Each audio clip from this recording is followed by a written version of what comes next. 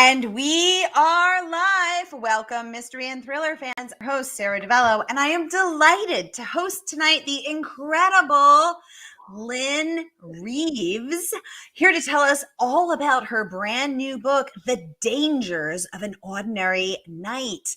Lynne, welcome to Mystery and Thriller Mavens. Tell us about this book. Oh, thank you for having me. I'm super excited to talk to you. The Dangers of an Ordinary Night is my first novel of domestic suspense, and it combines the world of the theater with a crime that takes place outside a performing arts high school and the people that have to figure out what happened to two young girls who are abducted. And it also focuses on the notion of how addiction impacts people and families. So how does addiction impact marriage? How does it affect parenting? And what role does deception play in our relationships? Ooh, well, as a counselor, I bet you've seen your share of duplicity. I can't wait to get into every single dirty detail. But first, I just want to welcome everyone who's watching. If you're watching us on Facebook, on YouTube, on my channels, Murder by the Book, wherever you're watching from, you are in the right place. And we are here to get the scoop on this book. So if you've been here before, you know the drill. And if you're new, oh my goodness, oh, welcome. We're so happy to have you. Here's the drill. Every Monday for hashtag Mystery Monday, because you know Mondays can be murder, but we're going to make them a little less painful. I give you my hand-picked featured authors, and you get to ask them anything. This is your time. So ask the incredible Lynne about her writing process. Ask her about her editing, ask her about her ideas, ask her about real life crossing into the page life. We got a lot to talk about. So get the questions going and I will get them right over to her. And I see Leslie is saying hello from Canada. That's her signature Canadian hello. It brings me so much joy. Leslie, welcome back. Always a pleasure to have you. Thanks for joining us here tonight to welcome Lynne. Let us know if you have any questions for her. So, Lynne, let's get right into it. In your work as a counselor, you must hear some pretty tasty dialogue. You must hear some pretty crazy stories. Does that make its way, disguised, of course, onto the pages? How do you combine these two worlds? Give us the skinny. Oh, well, thank you. I would say they absolutely inform one another, but not in a direct way. I really found over the years of counseling families that people talk in story. And what I noticed over time, seeing a number of families over and over again, new families, families returning, that family to family, the stories are thematic. And so when it comes to writing my fiction, I don't draw on my counseling clients, but instead what I draw on is the universality of those stories. You know, when a family is talking about the impact of addiction on their marriage and parenting, or what it feels like to be lied to, what it feels like to care deeply, but be disappointed by a person's relapse, those stories resonate and they are thematic. And so when you come to writing fiction, you can create a fictional narrative, but those themes can still really show up on the page. Oh, interesting. Now tell us what you mean by families telling their stories. What does that mean? Well, it's that people talk in story. You know, when we engage in any kind of connection with another person, whether that's with a therapist or it's even whether you and I are chatting, we talk in story. We talk about the people we love. We talk about the problems we face. We talk about the obstacles we bump into. And so really when you talk about anything, when the emotion starts to rise, when the story becomes deep and complicated, you're talking in story. Ooh, do you mean that so when you say we're talking in stories, because I feel the truth of this, I notice that I do it, but do you mean that that we liken it to stories that we have read, or we just tend to develop a narrative arc just naturally as humans? I think it's both of those things. I think we develop a natural arc The whole idea of telling a story around a campfire is you tell it in a way so people lean in, right? And that's the way we do it with one another. I mean, when someone tells you something that doesn't feel like a story, your attention wanders. So if I said I went to the store and I bought bread and milk, your attention would wander. But if I said to you I went to the store and I bumped into so-and-so, now it's a story, right? Now you're connected. Now you want to know more. And I think we live that way.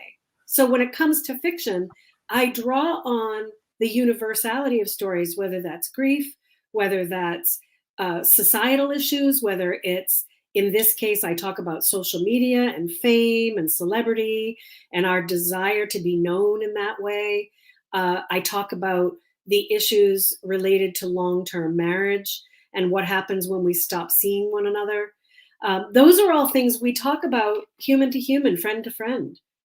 I love that. I love that. And I feel the truth of that in my bones, all of it, both me, that we tell stories to get people to lean in, that we develop a natural narrative arc. We don't just list the day as a to-do list. We tell it as a story, just naturally, innately, some deep, innate, primal part of us. As you said, telling stories around the campfire for millennia. And clearly your ability to tell a story is honed. Kirkus reviews raving that Lynne peers beneath every parent's worst nightmare. Reeves's uncommonly assured novel is by turns sensitive and scarifying.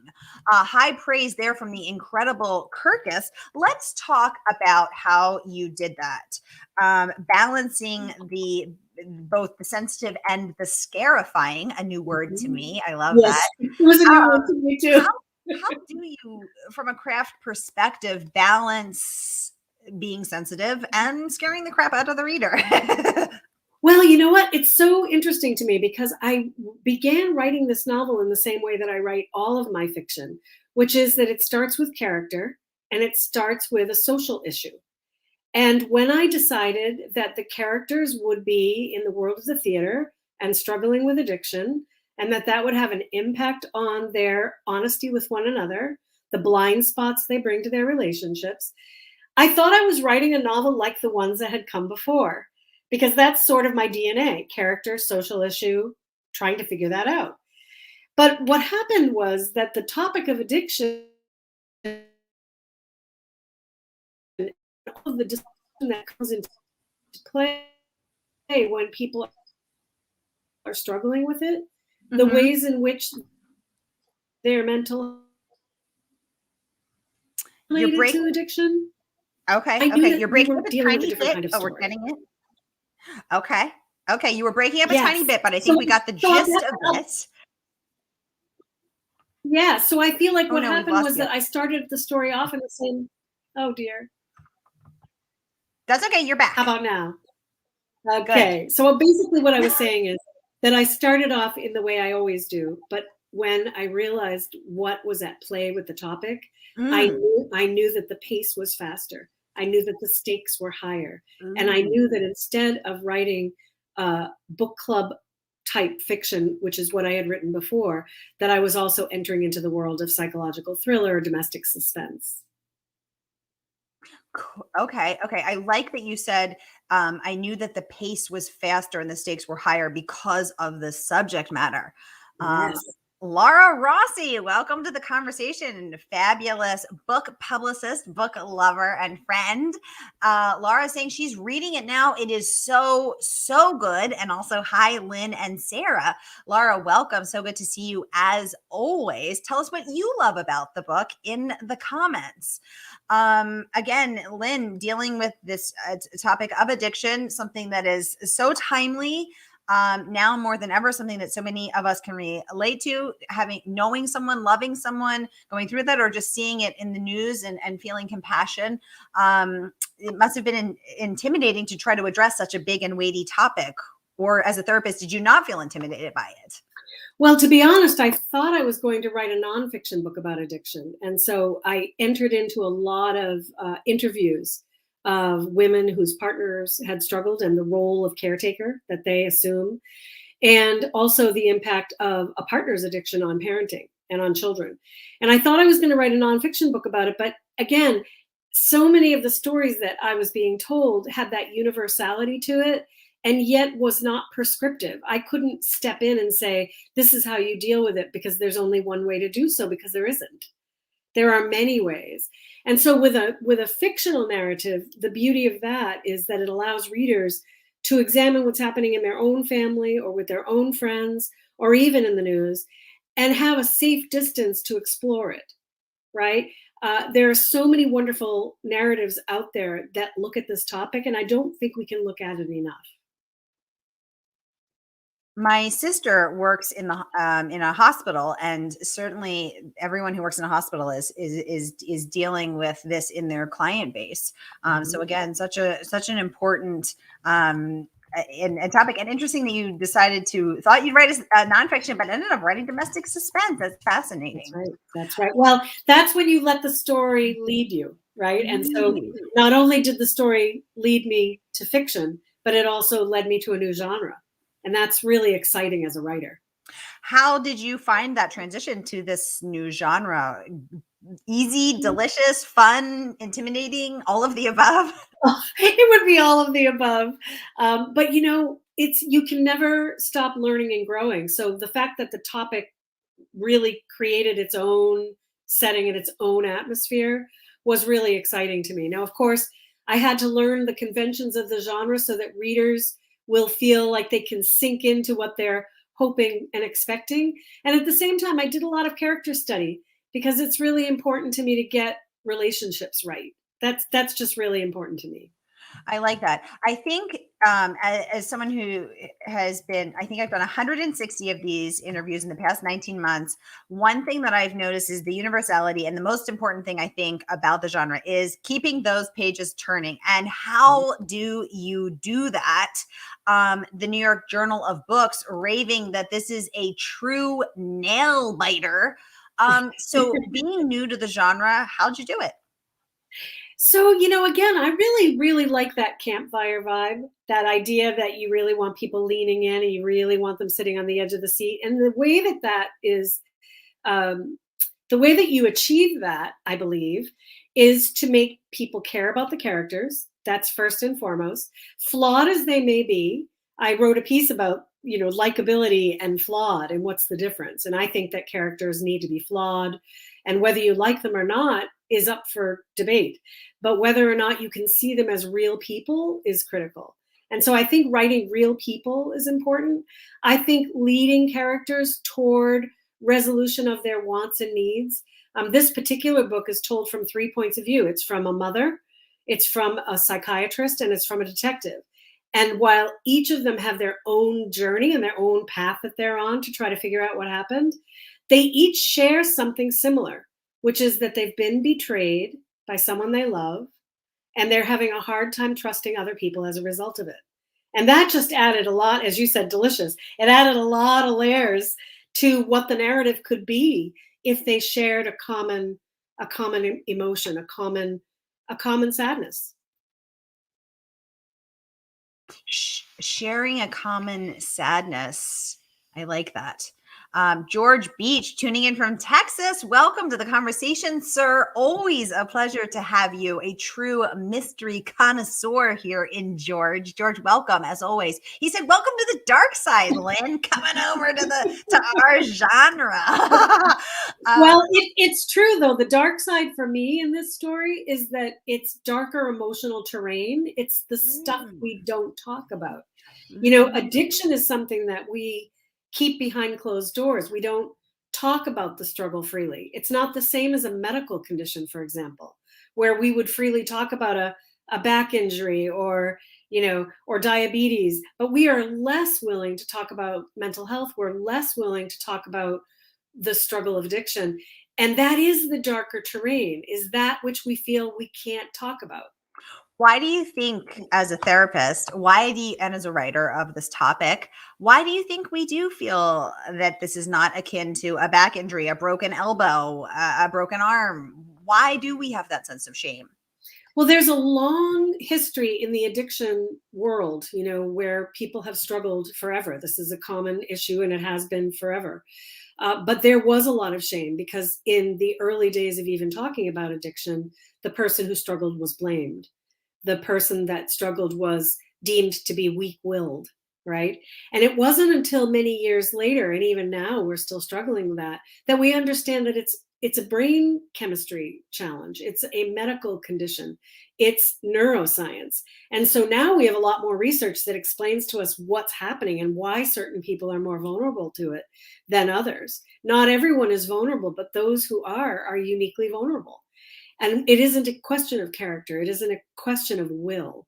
And so I think we don't talk about those things where shame is still attached to it, where keeping it behind closed doors is to say it doesn't happen, it doesn't exist, not this family, right? But it's really every family. It's every community. Interesting. Interesting. Another review that I thought was particularly interesting was from AuthorLink saying that Lynne Reeves writes from the heart. Her experience as a renowned counselor informs her writing to create a gripping story of the consequences of family secrets. So let's talk about that.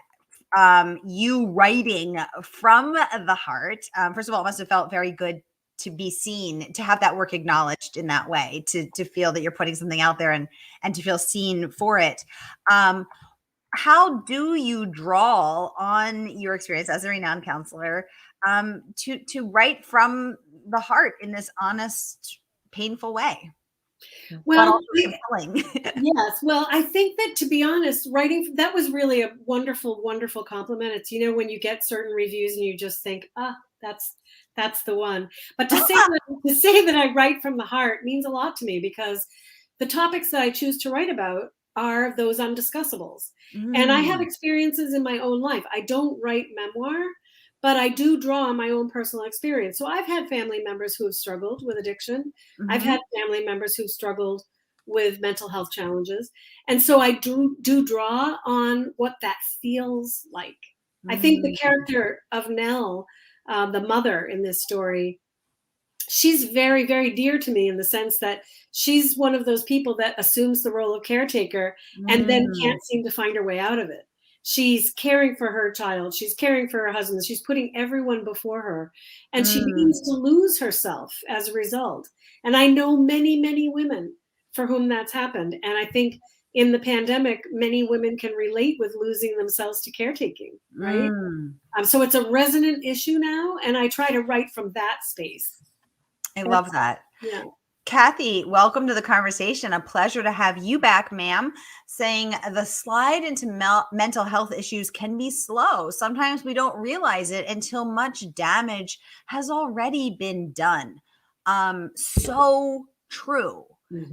And yet we still see a reluctance to want and people wanting to get help, or even wanting to address those issues.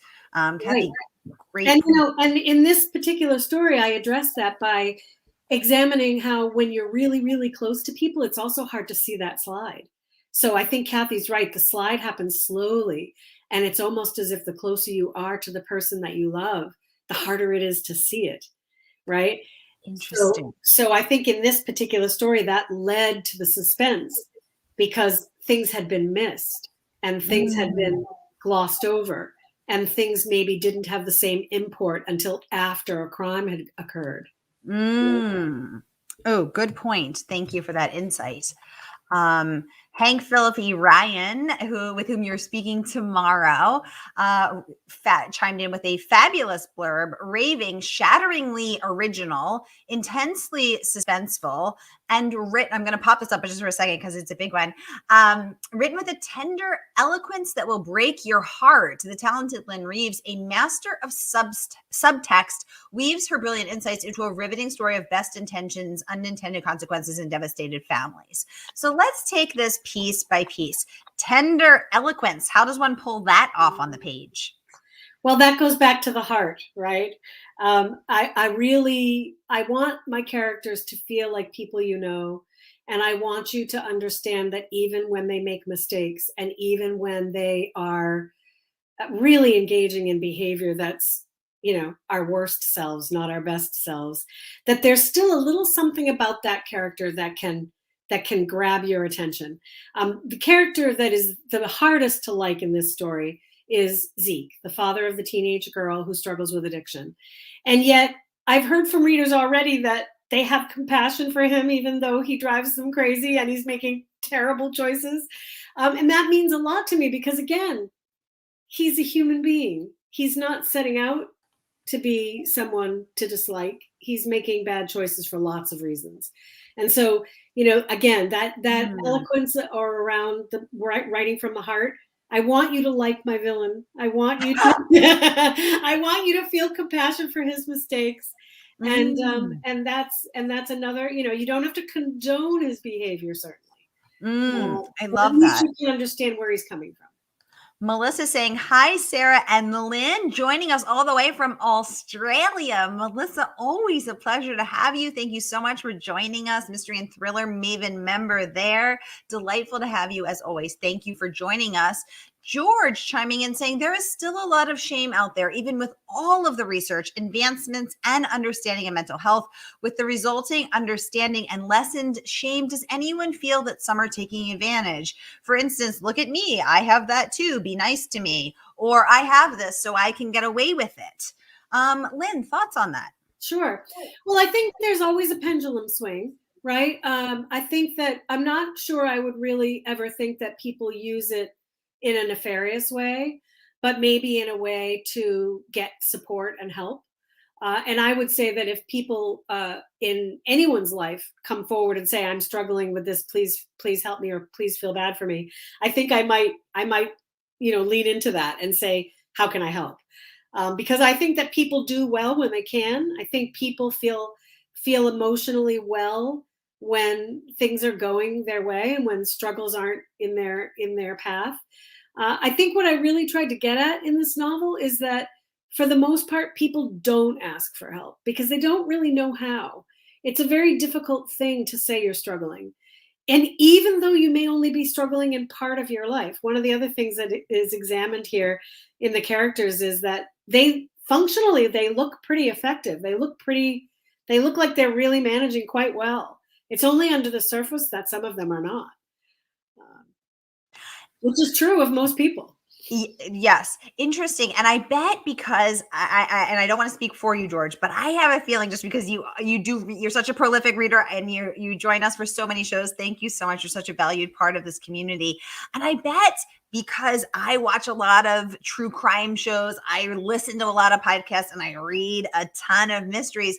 There is a trend lately, and actually just saw this in one of the book groups I'm in today, where sort of the twist at the end is that the killer, the person, sort of the guilty party, the author assigns them a mental health issue, and that's sort of their reason. And the conversation in this group was, let's try another twist. Anyone else getting a little tired of this twist?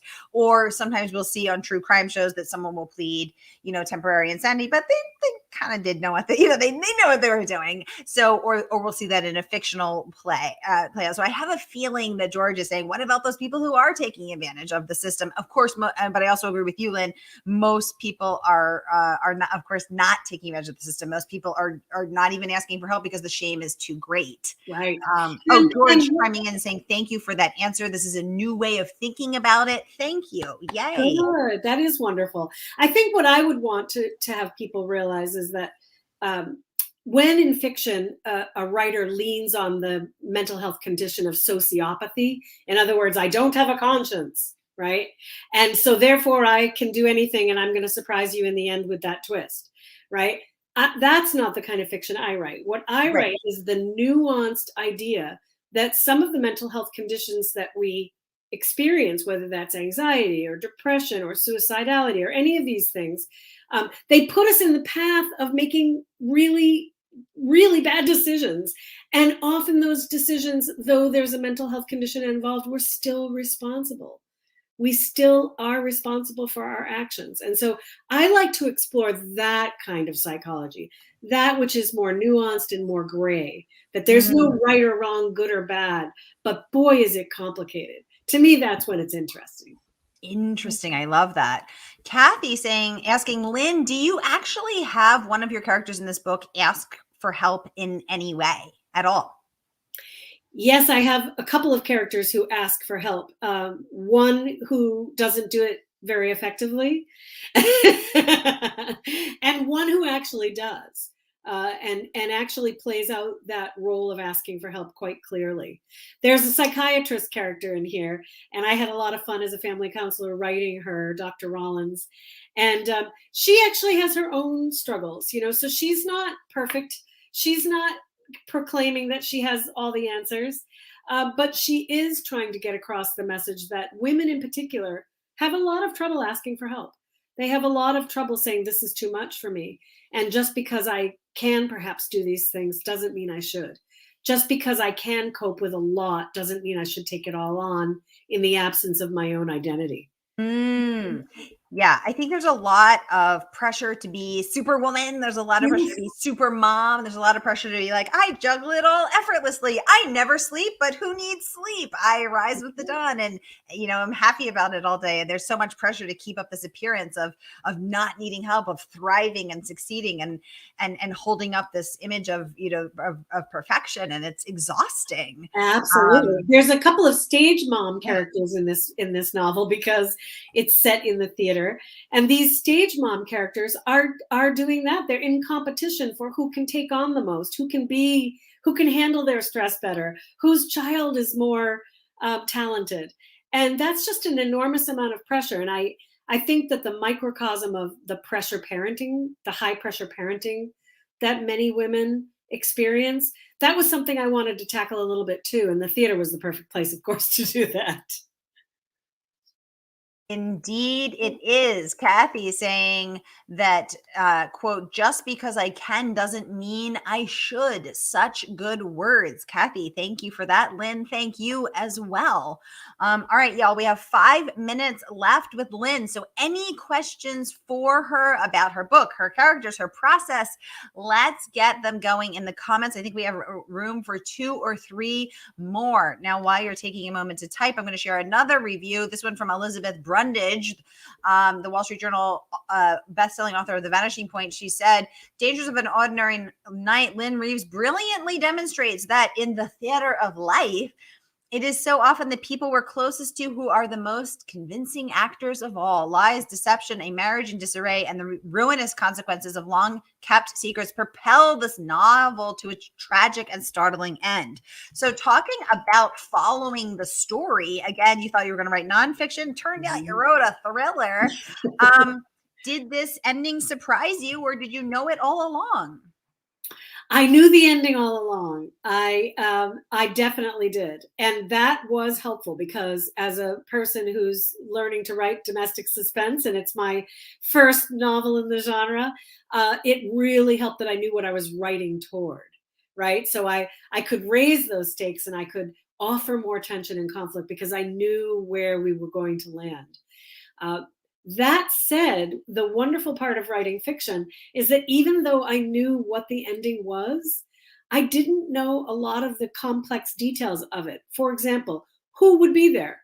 How many people would be present? Where was it going to take place, actually? And so that's where the fun comes. I knew what the ending was, but I didn't know all the nuance. And that's what really makes writing fiction enjoyable, is both the idea that you know where you're going and also that you have absolutely no idea where you're going. Does that ever feel scary to you, or you have triumphed over the mere mortal experience of fear as a therapist? Yeah, I think it's a little bit daunting at times, especially when you're dealing with the blank page. I'm much better in revision.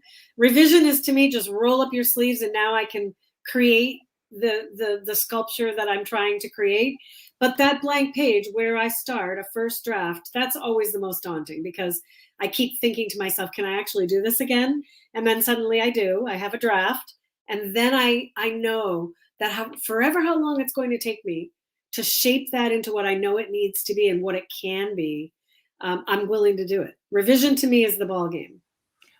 Wow, I love that perspective. I'm the opposite. I love a blank page and I hate revising. Oh, we Like, should partner. we should partner, Lynn. Exactly. Wait, I have a theory. Do you like to bake or cook? Cook. Oh, okay. See, I'm more of a cook too because I don't like to follow the recipe. I like to throw a bunch of stuff in there. I can't be constrained by a recipe. I'm an artist. But I was thinking maybe you're a baker. You like to sort of get That's really right. refined. I didn't know. Um, yes, and I love the review from Renee. I'm not sure if it's Rennie or Renee Denfield, bestselling author of The Child Finder, raving both tender and tense. This novel trembles with the secrets lying under its many perfect facades. Lynne Reeves writes a thriller like no other, informed, nuanced, and forever keeping you at the edge of your seat. Grab this one. I absolutely love that. Again, so many of your reviews talk about that balance between tender and thriller, between kind and searing, just walking that knife's edge. A fabulous review there. And again, I want to remind you all to grab your copy tonight. Support a woman-owned bookstore. Yes, Woman-owned definitely. bookstore. Vote with your wallets. Every swipe of your credit card is a vote. So grab your copy. I'm putting the link in the comments right now. And there it is. So you can get your copy of The Dangers of an Ordinary Night. By the way, I just love that title. It's so sexy. Thank you. It's the first time I've ever titled my novel and that title stuck. It's the very first time. But I'll tell you what it refers to. The dangers of an ordinary night, for anyone that's ever experienced when your life is going along swimmingly and beautiful and everything feels like it's all right. And then in the snap of a finger, it's changed. And something happens that you just cannot believe that you missed. And so that is the dangers of an ordinary night, is thinking that everything is fine when in fact it isn't. Ooh, that's perhaps the most chilling of all. George saying, thank you so much, Lynn. I've got a new book. Oh, And thank you, George. Sara, for another great interview. George, always a pleasure to have you, sir. Thank you so much for joining us, and thank you for your thoughtful contributions to the conversation. The last review I just want to share is from Erica Forensic. She's coming on the show in March. She raved, The Dangers of an Ordinary Night is a riveting page turner that explores the many masks we wear. It's a mystery, a marriage story, and a great read on many levels. You won't want to put it down. Rave review from Erica Forensic there. And we can look forward to hosting Erica when her book comes out in March, everybody. So with that, I'd like to thank you, Lynn, for joining us. Thank you all mystery and thriller fans for joining us. And I will see you at the top of the hour with Gabrielle St. George, The Murder of a Marriage. Have a great night.